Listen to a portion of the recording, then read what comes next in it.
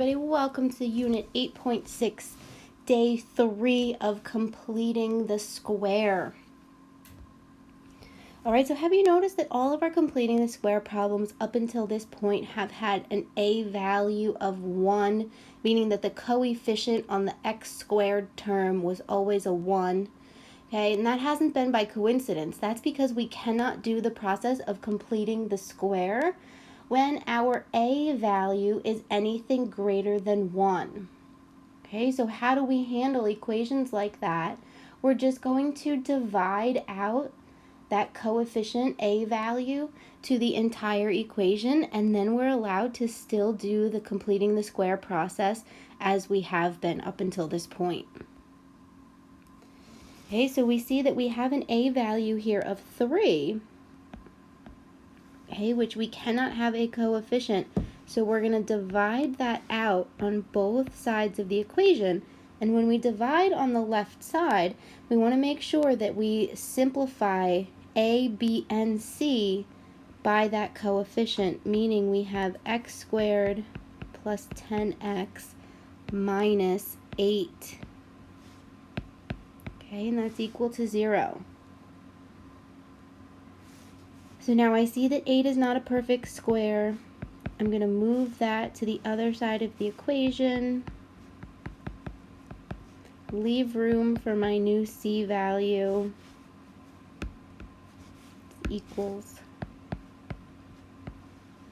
Alright, and I'll find c by doing b over 2 squared. So make sure that you use the new b value of 10.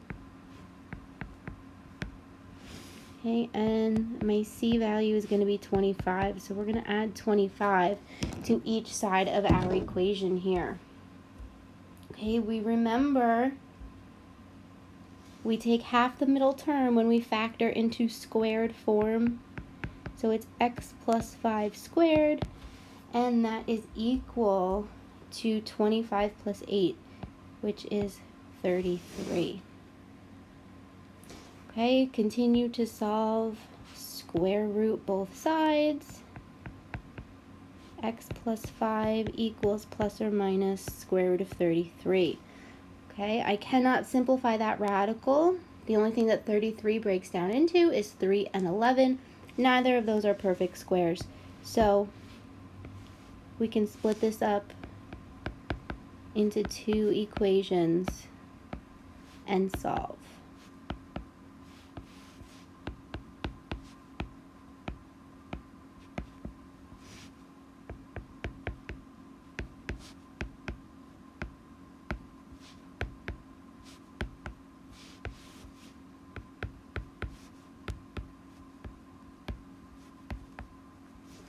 Okay, and those are our 2 roots. Okay, that is literally the only new thing for today, guys. There is nothing else to look at. Okay, it is just that very first step. Oh, not going to let me go back now. All right, that very first step of dividing out your coefficient.